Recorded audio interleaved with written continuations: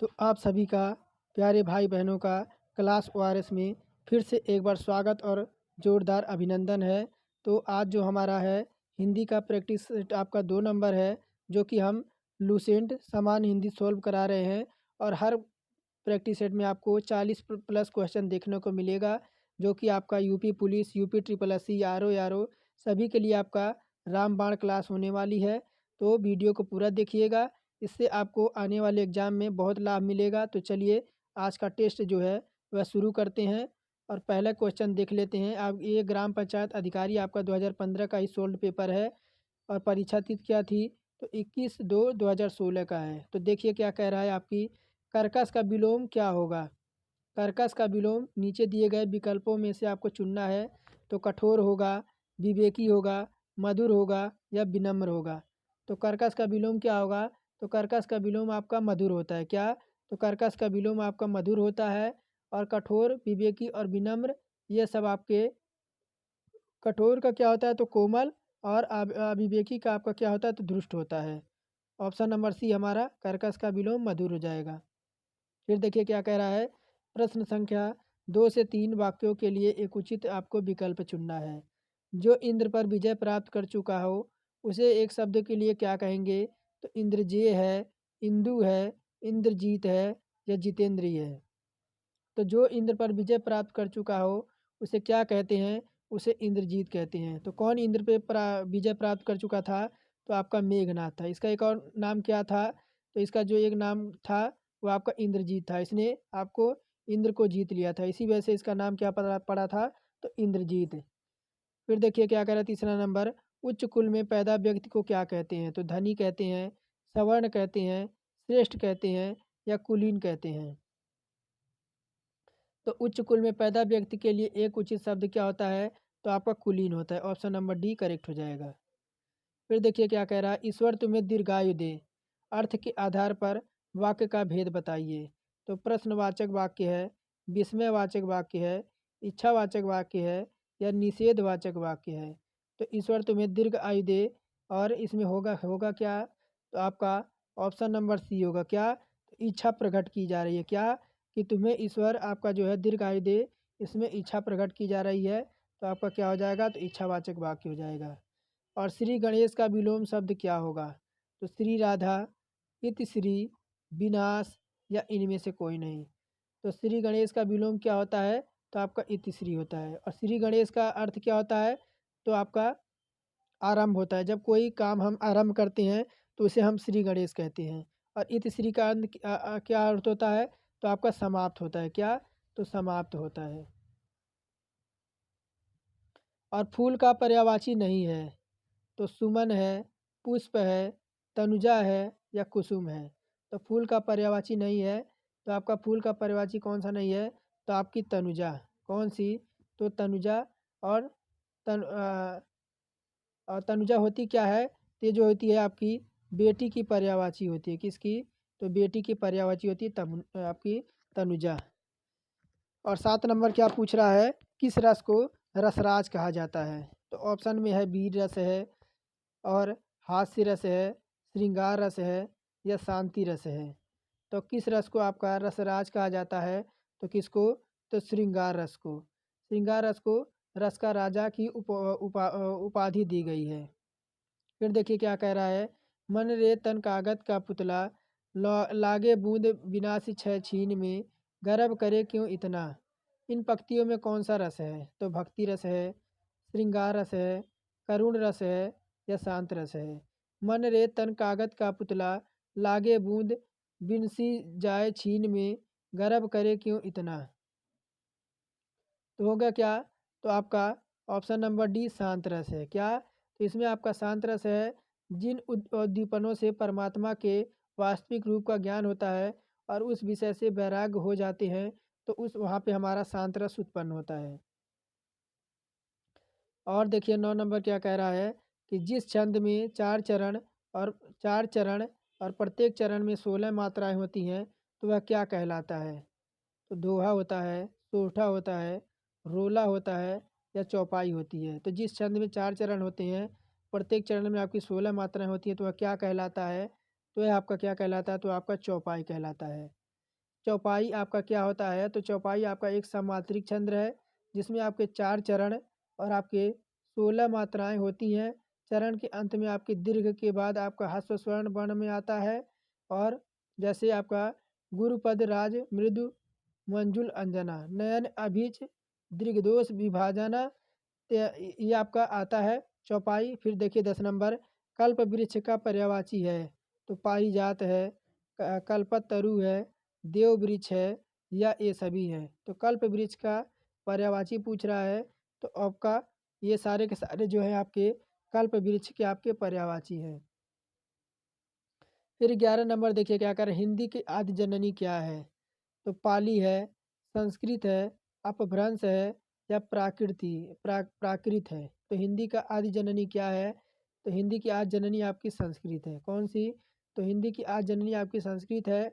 वैदिक संस्कृत से हिंदी भाषा का विकास हुआ है। संस्कृत भाषा के तत्व भारत की सभी भाषाओं के समान रूप से मिलते हैं।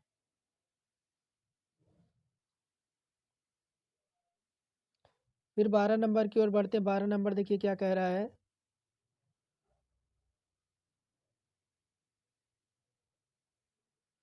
कि हिंदी दिवस कब मनाया जाता है, तो 14 अक्टूबर है, 14 सितंबर है, 11 जून है या 15 सितंबर है। तो हिंदी दिवस आपका कब मनाया जाता है 12 नंबर में, तो 14 सितंबर को हिंदी दिवस आपका मनाया जाता है। फिर 13 नंबर देखिए क्या कह रहा है कि दिन रात अध्ययन करके भी वह प्रथम स्थान ना प्राप्त कर सका। नीचे दिए गए विकल्प में इस वाक्य में रेखांकित शब्द की वर्तनी शुद्ध कीजिए।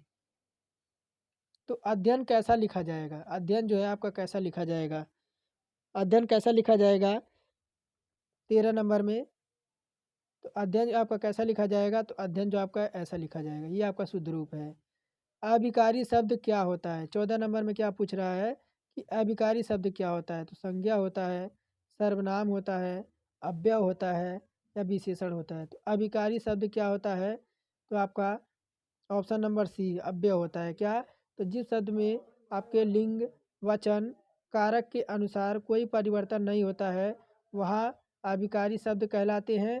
अभिकारी शब्द अव्यय अव्यय भी कहलाते हैं, जैसे आपका आगे पीछे ऊपर नीचे।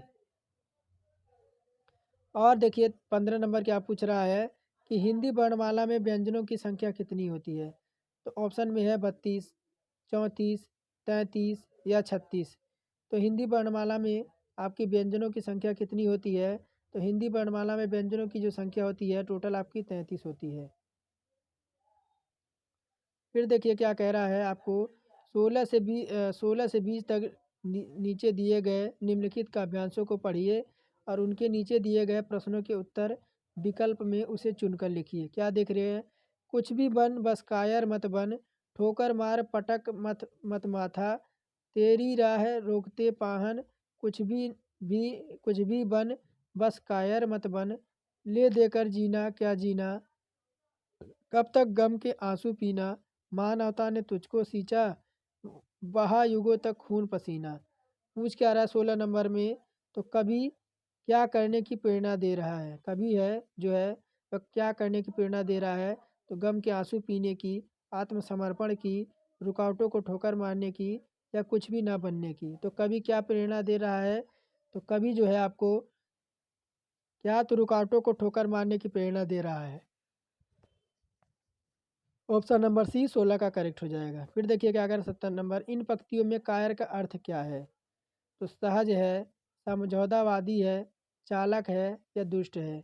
तो इन पंक्तियों में कायर का अर्थ क्या है, तो आपका इन पंक्तियों में कायर का अर्थ जो है जो व्यक्ति जीवन की कठिनाइयों से समझौता करता है। क्या, तो समझौतावादी कौन होता है, तो जीवन की कठिनाइयों से समझौता करता है उसी को कायर कवि ने कहा है, उसे समझौतावादी बोला है। 18 नंबर क्या कह रहा है, कुछ भी बन बस कायर मत बन, कवि ने क्यों कहा है, क्यों कहा है कवि ने यह बताइए। तो क्यों कहा है, कायर मनुष्य का जीवन जो है आपका व्यर्थ है। ऑप्शन नंबर सी क्या, तो कवि ने क्या कहा है कि कायर मनुष्य का जीवन जो है आपका व्यर्थ है। फिर 19 नंबर देखिए क्या कह रहा है, पाहन शब्द का पर्यायवाची है। पाहन, पाहन क्या है, तो मेहमान है, पैर है, पत्थर है या पर्वत है। तो पाहन शब्द का पर्यायवाची क्या है, पाहन का अर्थ होता है आपका पत्थर। क्या? पाहन का पर्यायवाची आपका पत्थर होता है। अन्य सभी विकल्प आपके जो है असंगत हैं। और कवि के अनुसार किस प्रकार के जीवन आपके व्यर्थ हैं?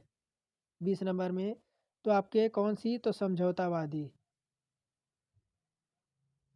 और इन समास में पहला पद संख्यावाची होता है। किस समास में जो आपका पहला पद संख्यावाची होता है? तो ऑप्शन में है अव्ययभाव भाव है, द्विगु है, द्वंद्व है या कर्मधारय है। तो किसमें? तो आपके जिस समास के प्रथम पद में आपके संख्यावाचक और अंतिम पद आपकी संज्ञा होती है उसे क्या कहते हैं? तो उसे द्विगु समास कहते हैं। जैसे आपके 9 ग्रह, ऑप्शन में जैसे आपके 9 ग्रह हो गए, और आपका क्या हो गया? त्रिभुज हो गया। ये आपके क्या होते हैं? तो आपके द्विगु होते हैं।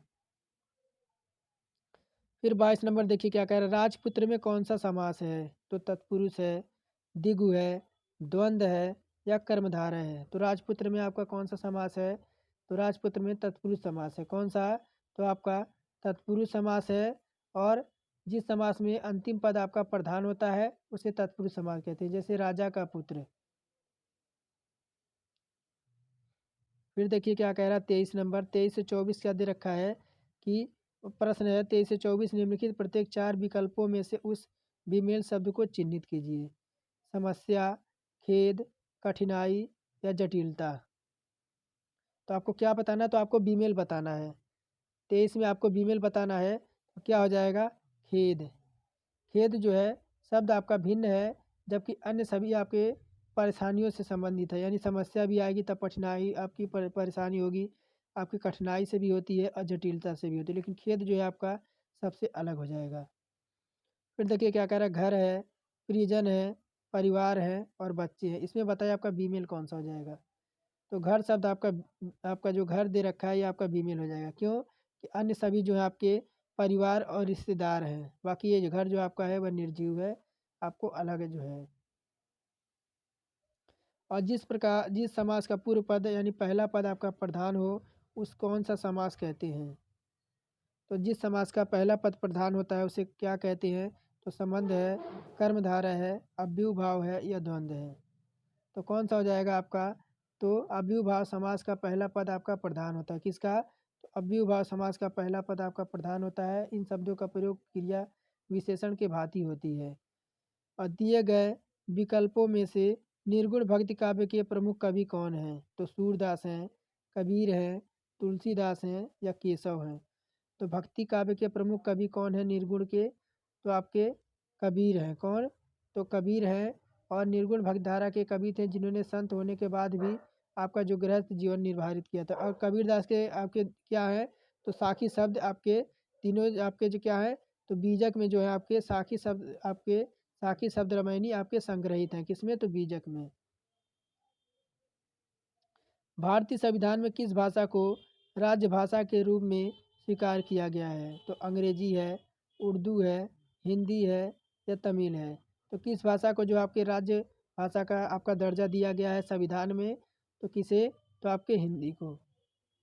भारतीय संविधान में हिंदी भाषा को राज्यसभा के रूप में स्वीकार किया गया है संविधान के भाग 17 और अनुच्छेद 343 के अंतर्गत। कामायनी महाकाव्य के रचयिता कौन है? तो ऑप्शन में है सूरदास, प्रेमचंद, जयशंकर प्रसाद, कबीरदास। तो कामायनी महाकाव्य के रचना कौन है? तो कामायनी महाकाव्य के रचना आपके जयशंकर प्रसाद हैं। और इनकी अन्य रचनाएं जैसे आपका चित्रकार हो गया, झरना हो गया, आंसू हो गया। फिर देखिए क्या कह रहा है, पृथ्वीराज रासो किस काल की रचना है? तो आदिकाल है, रीत काल है, भक्ति काल है या आधुनिक काल है। तो पृथ्वीराज रासो किस काल की रचना है?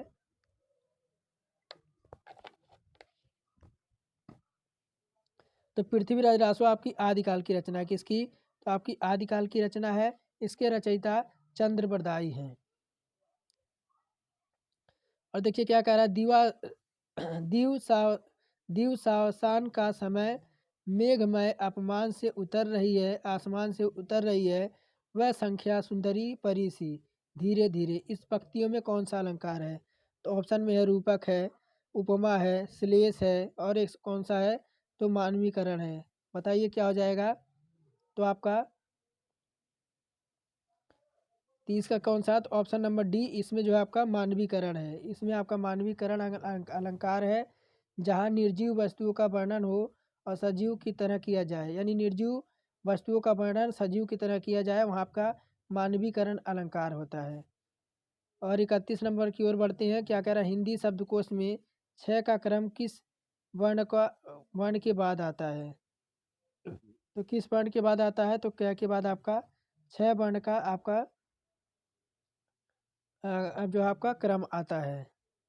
फिर देखिए क्या कह रहा है 32 नंबर, खग जाने खग की भाषा लोकोक्ति का उचित अर्थ नीचे दिया गया है, विकल्पों में से बताइए। खग जाने खग की भाषा क्या? तो पक्षियों की तरह बोलना, पक्षियों की भाषा ना जानना, पक्षी अपनी भाषा स्वयं समझते हैं, या समान प्रवृत्ति वाले लोग एक दूसरे को सराहते हैं। तो होगा क्या? तो ऑप्शन नंबर डी होगा ये, कि समान समान जो प्रवृत्ति यानी समान बुद्धि वाले जो होते हैं एक दूसरे की सराहना करते हैं, वो इसी को कहते हैं खग जाने खग की भाषा।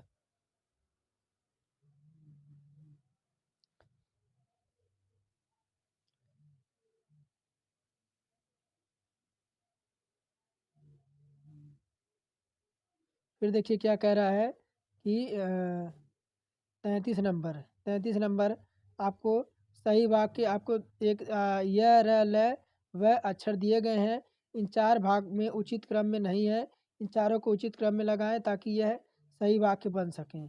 क्या दे रखा है, देखिए इसको आपको सही वाक्य में लगाना है। तो होगा क्या, देखिए तो वाक्य का सही क्रम क्या हो जाएगा? तो ऑप्शन नंबर सी होगा। देखिए कैसे, तो आपका जिस प्रकार क्या, तो जिस प्रकार अग्नि का धर्म दहकाना है, जिस प्रकार आपका अग्नि का धर्म आपका दहकाना है, ये आपका यह हो जाएगा, दहकाना है। और मनुष्य का धैर्य, मनुष्य का धैर्य क्या है? फिर उसके स्वभाव का, उसके स्वभाव का क्या, तो पर्याय होना चाहिए। ये हमारा हो जाएगा कौन सा? तो ऑप्शन नंबर सी। और अक्ल का दुश्मन मुहावरे का अर्थ क्या है? तो मित्र है, महापंडित है, महामूर्ख है, या शत्रु है। तो अक्ल का दुश्मन मुहावरे का अर्थ क्या है 34 नंबर में? तो आपका महामूर्ख। फिर देखिए क्या कह रहा है कि वाक्य को अशुद्ध भाग त्रुटिपूर्ण भाग का चयन कीजिए, यदि कोई त्रुटि ना हो तो आप भाग डी को चिन्हित कीजिए। क्या कह रहा है, धनवान को व्यर्थ बेकार में सहायता देकर कोई लाभ ना होगा, कोई त्रुटि नहीं है, यानी है क्या? ऑप्शन नंबर 35 है, थोड़ा छोटा कर देते हैं। हाँ अब बताइए। तो देखिए ऑप्शन नंबर बी में किसमें, तो आपका व्यर्थ और बेकार दो चीज़ आपके लगाने की कोई ज़रूरत नहीं है। इसका सूर्त इसका क्या हो जाएगा? तो व्यर्थ ही आपका सही हो जाएगा, बेकार यहाँ लगाने की कोई ज़रूरत नहीं है। ऑप्शन नंबर बी में आपका त्रुटि है। और दिए गए शब्दों में शुद्ध वर्तनी वाला शब्द कौन सा है? तो शुद्ध वर्तनी कौन सा है? तो सर्वोत्तम सही लिखा है, संसारिक सही लिखा है, या सच्चिदानंद है, या कीर्ति है। तो होगा कौन शुद्ध वाक्य? तो दिए गए शब्दों में शुद्ध वाक्य आपका कौन सा होगा? तो सच्चिदानंद। कौन सा? तो सच्चिदानंद।